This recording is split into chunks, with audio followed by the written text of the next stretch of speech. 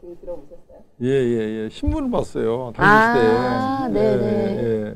소리로도 듣는 것도 다른데. 소리는 못 들어봤고 신문에 아주 자세하게 써놨대. 맞아. 신문에 이제 내용을 풀어서 쓰라봐. 맞아요. 얘기를 잘해야 되겠더라고. 진짜 긴장돼, 긴장. 긴장 전혀 안 하신 것 같은데? 좀 위원님은 휴가를 어떻게? 저는 휴가가 없어요. 없고. 또 당연히 현안들이 얼마나 많습니까? 이거 챙기다 보면 아침 조참부터 막 저녁 늦게까지 사람들을 만나요. 만나다 보니까 운동할 시간이 없어요. 그래서 계속 먹다 보니까 몸이 불어가지고 앞으로 좀 일정을 줄여야 될 것 같아요.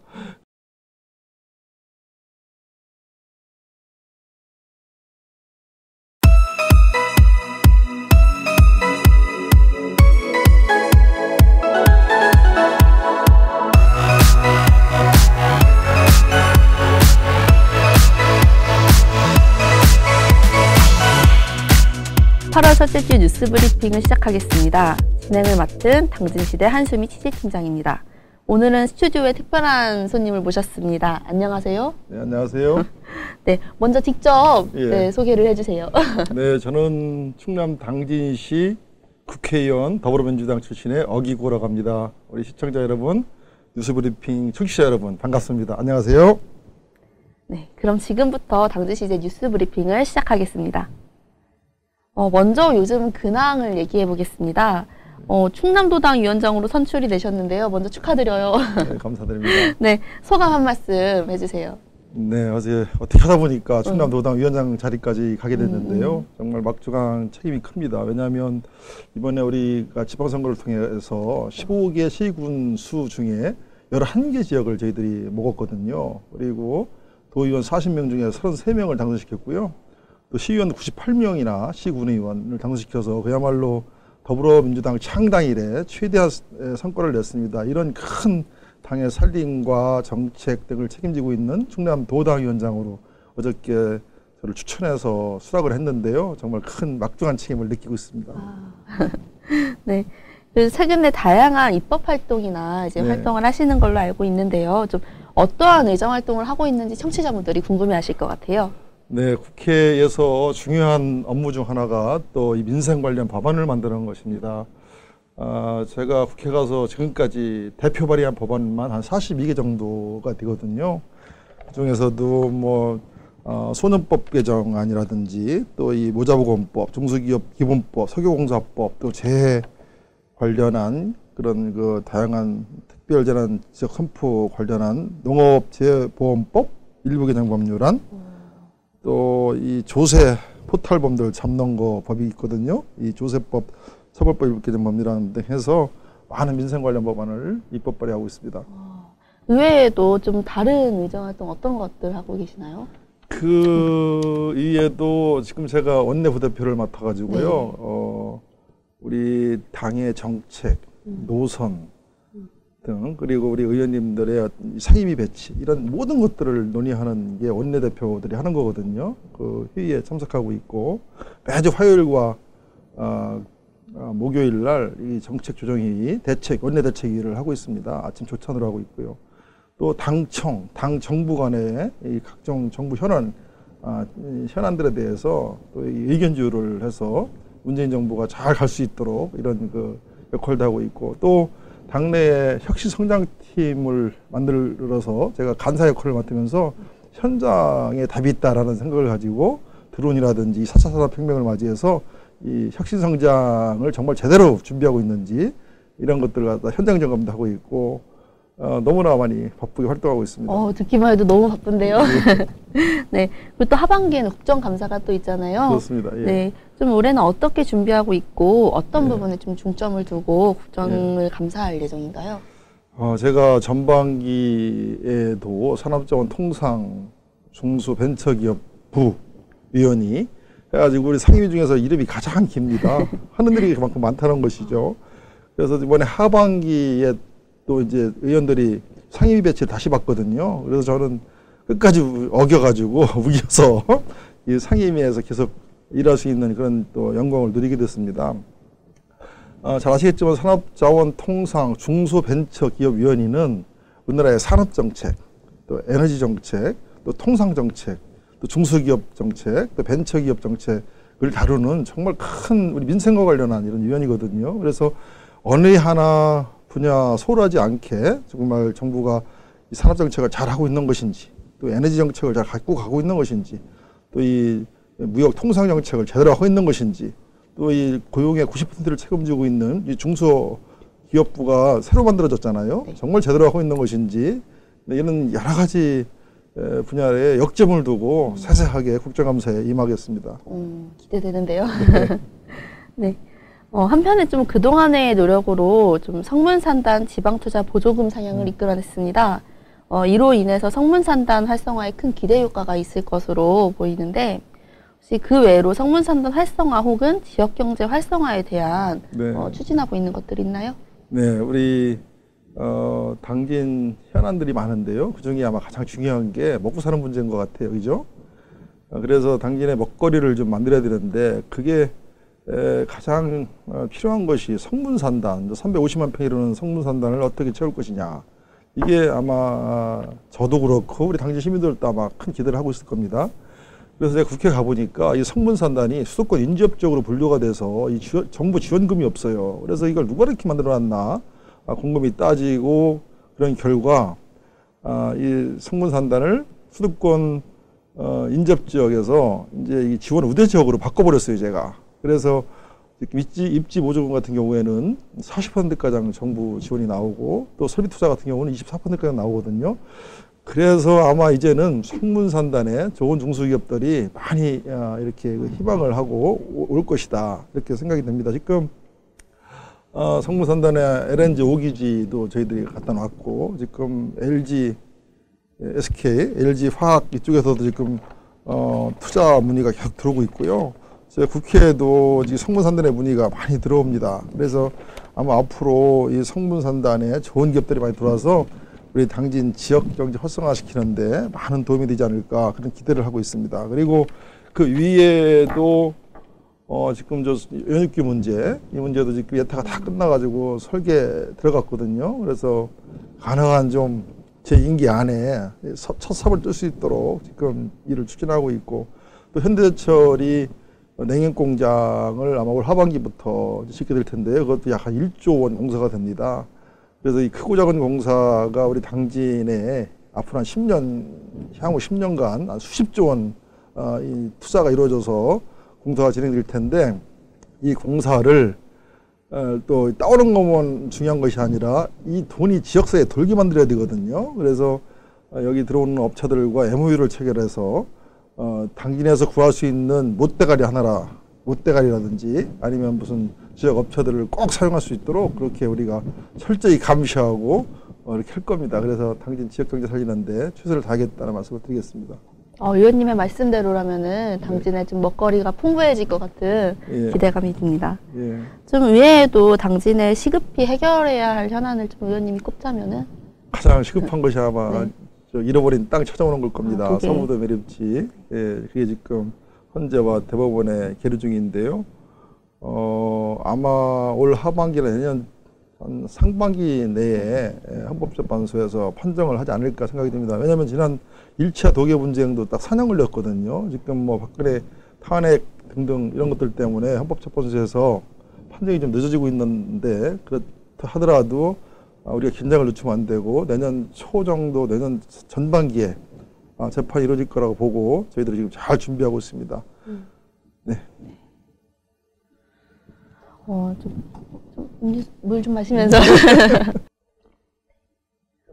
저는 지난주에 저희가 당진시대가 휴관을 하고 휴가 기간을 보냈어요. 그래서 저는 일본을 갔다 오고 저희 기자들도 다른 지역도 가고 했는데, 좀 위원님은 휴가를 어떻게?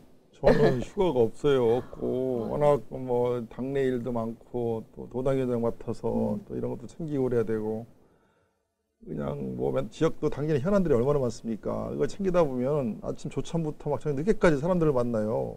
앉다 보니까 운동할 시간이 없어요. 그래서 계속 먹다 보니까 몸이 불어가지고 앞으로 좀 일정을 줄여야 될 것 같아요. 근데 이제 또 제가 독일어를 좀 하잖아요. 네. 그래서 이번에 우리 저기 독일의 정당, 그다음에 민주시민교육, 그다음에 뭐 경제 지금 어떻게 하고 있는가 지금 많이 어렵잖아요. 세계 경제가. 이런 거 두루두루 알아보려고 독일하고 오스트리아를 저희들이 방문했는데 제가 방문 단장을 맡아서 갔다 왔어요. 이번에 응? 우리 의원들 4명하고 이렇게 갔다 왔는데 그래서 많이 배우고 왔습니다. 좀 어떤 거 배우셨어요? 어떤 게 좀 달라요, 한국하고는?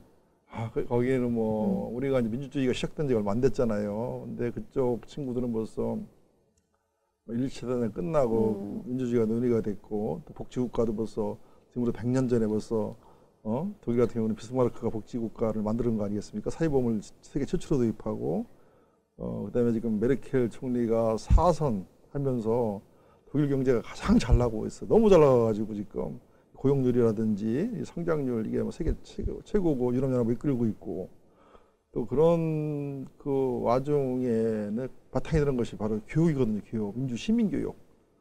그래 독일의 교육제도라든지 오스트리아 교육제도라든지 이런 걸 제가 쭉 보고 오고 또 4차 지금 산업혁명 시대 아니겠습니까? 이제 새로운 막 혁명도 일어나잖아요. AI라든지 뭐 무인자동차라든지 그래서 이런 거에 맞춰서 또 이 교육 제도가 바뀌어야 됩니다. 그래서 그런 교육 제도를 어떻게 지금 바꿔나가고 있는지 이런 걸 두루두루 교육, 정치, 뭐 문화 다 보고 왔고요. 그다음에 이를테면 그 지금 우리나라 소년법 때문에 지금 난리잖아요. 이 소년법 때문에 지금 청와대 홈페이지 청원만 40만 명이 지금 하고 있다고 그래요. 그래서 청소년들이 옛날 우리 때하고 틀린 것 같아요. 많이 SNS도 발달되고 정보를 얻는 데가 많으니까 많이 성숙돼 있고 덩치도 크잖아요. 애들이. 그러다 보니까 막 각종 정말 이렇게 범죄 같은 게 많이 이루어지는데 그래서 이 소년법 개정을 제가 대표 발의했습니다. 이게 정말 강력 범죄 같은 경우는 형사처벌할 수 있도록 했는데 오스트리아 같은 경우는 말이죠. 선거 연령이 몇 살일 것 같아요. 우리나라는 지금 19세에서 18세 내려놓은 것도 지금 엄청 국회에서 이게 막혀가지고 꼼짝 못하고 있거든요. 오스트리아는 몇 살인 것 같아요? 선거 연령. 제가 이제는 잘 모르는 상태에서 한번 찍어볼게요. 예. 18세? 좀 더 16세입니다. 16세. 그리고 우리나라로 말하면 중3 애들이죠. 16세면. 네, 16세면. 애들한테 투표권을 주는 거예요. 깜짝 놀랐어요, 저는. 근데 그런 것도 왜 그렇게 됐는지 다 물어보고 일단 두루두루 공부 많이 하고 왔습니다. 한 4박, 5박 7일로 갔다 왔거든요. 짧게 나오고. 시간이었으니까. 그다음에 그제 밤에 도착하자마자 어제는 이제 우리 충남 도당 대의원대회가 있어가지고 또 그것도 준비하고 또 참여하고 뭐 이러느라고 좀 정신없이 보내고 있습니다. 시차 적응할 새도 없이 그냥. 시차 뭐 자동 적응입니다. 아이고. 네, 저희 지역 현안 관련해서 좀 질문에 들어갈게요. 또 지역이 현안이 가장 많은 지역 중에 하나죠. 늘 있습니다. 그 중에서도 요즘에 라돈 침대 때문에 또 얘기가 많잖아요. 네. 좀 지역이 떠들썩한데 아직까지도 갈등이 계속되고 있고 그 라돈 매트리스는 이제는 적재되어 있는 상황이에요. 그래서 라돈 침대가 당진에 반입될 때까지 지역에서 이 사실을 몰랐던 거와 관련해서 좀 지자체가 정부를 무시한 건 아니냐는 이런 얘기도 있었고 좀 여러 말이 많았습니다. 좀 이 사태에 대해서 어 의원님은 어떻게 생각하세요? 나쁜 행정을 한 거죠, 정부가. 이걸 위험하다고 그래서 이게 이제 전국적으로 수거한 거 아니겠습니까? 그러면 이걸 갖다가 이제 해체 작업을 하려고 여기로 바꾼 것 같은데 가지고 오기 전에 이 우리 시한테 또 혹은 저한테 혹은 뭐 그 지역의 우리 주민들한테 시민들한테 물었어야 되죠. 우리가 이를테면 지금 전국에서 이렇게 한 번에 수거하다 보니까 천안에 대진 침대 자리가 없어서 여기로 왔다고 그러는 거거든요. 그러면 군사작전 하듯이 아무도 모르게 이렇게 가지고 오면 우리 시민들이 얼마나 불안하겠습니까? 그래서 이런 문제를 좀 가지고 들어오기 전에 행정적 절차를 잘 밟아서 정말 안전이 보장된 상황에서 이 안전하지 않은 걸 누가 여기서 허가를 하겠습니까? 안전이 보장된 상황에서 충분히 설명을 했더라면 우리 다 대한민국 국민인데 이걸 어디로 갖다 넣어야 되겠다는 것이죠. 그래서 우리 당진 시민들이 아마 이렇게 이해가 가도록 설명을 했으면 수긍을 했을 텐데 그게 없이 들어다 보니까 지금 우리 기자님께서 이의제기 했듯이 이게 진짜 우리 당진 시를 무시한 거 아니냐. 저도 이렇게 강력히 주장을 했습니다. 청와대한테도 강력히 항의를 했고 또 국무조정실 여기 총리한테도 제가 전화해서 강력하게 항의를 했고 그래서 이걸 이제 다시 가져가기로 이제 우리가 서명을 그쵸. 합의를 했거든요. 했는데 지금 저 대진 침대 쪽에서도 어려움이 있나 봐요. 이게 전국적으로 그냥 수만 장을 가지고 오다 보니까 장소 문제도 있고 또 천안 시민들이 또 이제 우리만 복이냐 하고 또 거기도 길 막고 있는 것 같고 다행히 모르겠습니다. 제가 지금 알기로는 양지사 우리 양승조 지사 전화 왔는데 천안 같은 경우는 지금 해체를 하고 있다고 그래요. 하고 있는데 일단 아직 당기는 주민들이 화가 많이 나셔가지고 용서를 안고 있는 것 같습니다. 일단은 합리적으로 어떤 것이 가장 현명한지 최선이 아니면 차선이면 차선을 우리가 잘 선정을 해서 문제를 풀어나가지 않나 이런 생각을 갖고 있습니다. 좀 이제 현안을 넘어 좀 정치적인 질문으로 넘어가겠습니다. 예. 이게 민감할 수도 예. 있지만, 네. 의원님이 한번 생각이 너무 궁금해하시고 아마 청취자들도 많이 궁금해하실 것 같아서요. 네, 질문을 넣어봤습니다. 더불어민주당이 지금 당대표 선거로 열기가 후끈하잖아요. 그래서 김진표, 송영기, 이해찬 후보가 나섰는데요. 좀 새 후보에 대한 어 의원님의 좀 그 장단점이나 평가 예. 이거 궁금합니다. 그래서 아마 다 알려진 걸 겁니다. 이분들이 정치를 하도 오래 하는 분들이라 이해찬 총리 같은 경우에는 7선 국회의원이시고 총리 뭐 안 하신 게 없죠. 근데 이제 이번에 당신의 마지막 정치 인생을 당대표로 이제 마침표를 찍겠다 이렇게 갖고 나오셨는데 뭐 이해찬 총리 같은 경우는 정말 그 국정, 행정, 정치 이런 풍부한 경험을 가지고 더군다나 또 문재인 대통령의 친구 아니겠습니까? 그래서 문재인 대통령을 가장 잘 알고 그래서 아마 이 문재인 정부가 앞으로 이렇게 가는데 많은 도움이 되지 않을까 이런 생각에서 이해찬 총리를 보고 있고요. 네. 두 번째 김진표 총리는 문재인 대통령의 경제 정책을 디자인한 사람입니다. 이 사람이 국정 자문위원인가 위원장을 맡아가지고 이 경제 지금 하고 있는 소득주도 성장, 혁신 성장, 공정 경제 이 세 가지 경제 축 세 바퀴를 디자인한 사람이 김진표 이 의원님이시거든요. 또 경제부총리도 하셨고 또 아주 두루두루 우리 당에서 아마 최고의 경제 전문가라고 자사가 공인하는데 김진표 대표하고 제가 중국 출장을 한번 같이 간 적이 있어요. 그러면서 한 5일 동안 다니면서 이것저것 얘기도 많이 하고 나눴는데 또 김진표 이 당대표 후보는 중국에 어마어마한 인맥을 가지고 있더라고요. 정말 깜짝 놀랐습니다. 중국 가서 정말 경제인들 어마어마한 경제인들과 격식 없이 이렇게 만나고 그러는 거 보면서 야, 이 양반이 이게 참 대단한 양반이구나 이런 생각을 갖게 돼서 지금 대한민국의 가장 큰 문제가 경제 문제 아니겠습니까? 이 민생 경쟁을 살리는 데에는 가장 적합한 후보가 김진표 대표 후보가 아닌가 생각이 들고 네, 송영길 우리 대표는 친구입니다. 저랑 같은 학번이고요. 격의 시절은 친구인데 이 송영길 후보는 사선 의원에다가 또 인천시장을 역임했지 않습니까? 그러니까 이 행정 경험이 무지하게 풍부해요. 인천시도 인구가 많잖아요. 어떻게 보면 작은 나라거든. 그러니까 어떤 그런 경험들이 소중하고 또 하나 특징은 젊다는 거. 그다음에 이 친구도 이 북방 경제위원회 위원장을 맡아가면서 문재인 정부의 이 북방 정책을 디자인한 사람입니다. 이 푸틴하고 아주 친하고 중국 시진핑하고도 친하고 또 러시아 말도 잘하고 그래서 아주 세 분 다 3분의 1씩 자기 이 장점이 있는 것 같아요. 그래서 누가 되더라도 이 문재인 정부가 잘 보조를 맞춰서 이 어려운 경제 난국을 풀어가는데 적임자들이 아닌가 생각을 하고 있습니다. 지금 어 의원님의 말씀을 좀 토대로 청취자분들이 많은 좀 당대표에 대한 관심과 네, 선택에 좀 도움이 됐으리라 저는 생각을 하게 됩니다. 이 중에서 그러면 어 의원님이 좀 지지하는 후보가 지금 저는 다 자기 편이라고 얘기합니다. 세 분이 다. 그래요? 여기 의원들 비밀인데요. 네. 각 이 캠프마다 이 의원들 초대하는 단톡방이 있습니다.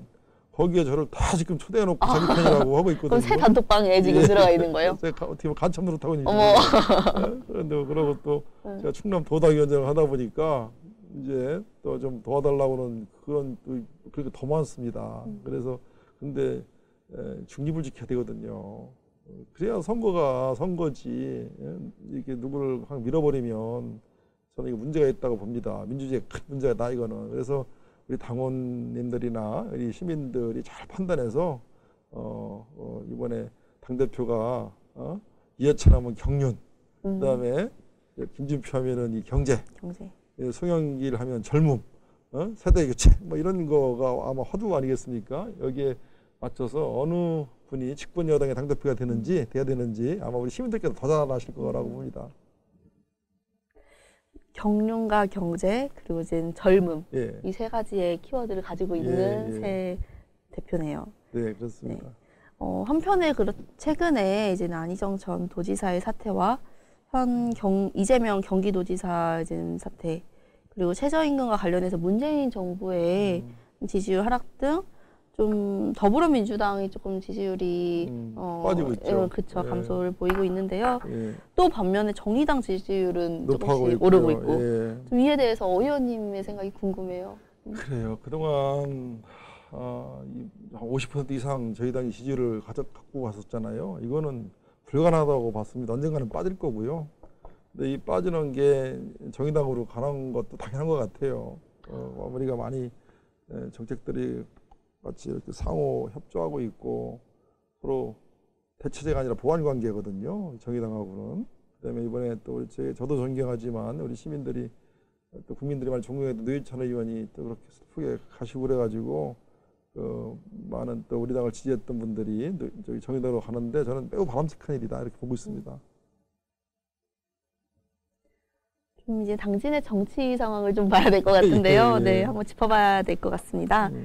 좀 6.13 지방선거가 정말로 바빴죠? 네, 그 당시에. 정신없이었습니다. 네, 저 끝난 지가 지금 2달이 지났어요. 네. 네. 그때 정말 정신 없었는데 또 돌이켜 보면은 또 시간이 또 끝난 게 오래가 됐는데 네. 6.13 지방선거에 대한 좀 평가를 부탁드려요. 위원장으로서. 지방선거에 정말 많이 부족한 저희 당 후보들께 지지를 보내주신 우리 당진 시민들께 이 자리 빌어서 다시 한번 고개 숙여 감사를 드립니다. 이번에 우리 양성주 도지사를 압도적으로 지지를 해주셨고요. 또 우리 김홍장 시장을 재선을 만들어주셨고 또 당진에는 저희 도의원 3명이나 당선시켜줬어요. 그다음에 시의원도 7명을 당선시켜서 과반을 만들어주셨고요. 이것이 아마 집권 여당 우리 문재인 정부가 정말 나라다운 나라, 정말 경제, 민생 경제, 반칙과 특권이 없는 그런 국가, 그다음에 좀 이 실패해도 올라갈 사다리를 만드는 패자부활전이 있는 사회, 이런 사회를 좀 만들어달라는 건 촛불 민심이 아니었나 이렇게 생각이 듭니다. 집권 여당으로서 정말 막중한 책임감을 느끼고 있고요. 우리 당진 시민들이 보내준 사랑, 정성의 기대에 어긋나지 않게 저희들 정말 열심히 더 낮은 자세로 봉사하겠다는 말씀을 드리겠습니다. 반면에 조금 부족했던 부분이라던가 어려웠던 부분은 좀 어떤 게 있었나요? 비례대표 질문하시려고 그랬죠? 네, 맞아요. 좀 비례대표로 인해서 좀 파동이 있었잖아요. 그렇습니다. 네, 비례대표 때문에 우리 당진 시대에도 많은 관심을 가졌었잖아요. 근데 저는 이번에 공천 과정을 제가 전혀 개입하지 않고 정말 우리 당원들의 손에 의해서 하향식 공천으로 간다. 이게 또 우리 당론이었었고요. 그래서 그 원칙을 저는 꾸준하게 지키려고 노력을 했습니다. 시장부터 경선이 있는 곳은 다 원칙대로 시켰어요. 시장도 당원 당규회의에서 합당하게 경선을 정말 중립적으로 시켰고 또 도의원도 마찬가지고 또 시의원들도 다 경선을 시켰는데요. 비례대표도 경선을 시켰어요. 비례대표도 우리 당원 단계에 보면 상무위원들이 선출하게 되어 있습니다. 상무위원들이 한 95명 이렇게 되는 것 같은데 근데 시켜다 보니까 이게 치열하더라고요. 이게 95명이니까 이 95명 중에 과반만 잡으면 비례대표 되는 거 아니에요. 그러니까 이게 정말 너무 피튀기 드는 거야. 이게 이런 시의원이나 뭐 도의원 이런 사람들은 불특정 다수 모르잖아요. 누가 누군지. 그래서 선거운동을 못 해. 근데 이거는 명부가 딱 나와 있으니까요. 그러니까 정말 아주 경쟁이 심해서 다음부터 한번 고려를 해봐야 될 것 같아요. 이게 정말 비례대표가 맞는 것인지 막 당이 쪼개지는 거야. 서로 막. 그래서 또 그런 과정에 뭐 우리 부모님들 막 조사도 받고, 근데 다행히 전부 무혐의 처분으로 끝났어요. 이게 무슨 돈이나 이런 것들이 전혀 오간 것이 없다 이렇게 해가지고 지금 다 종료가 됐고.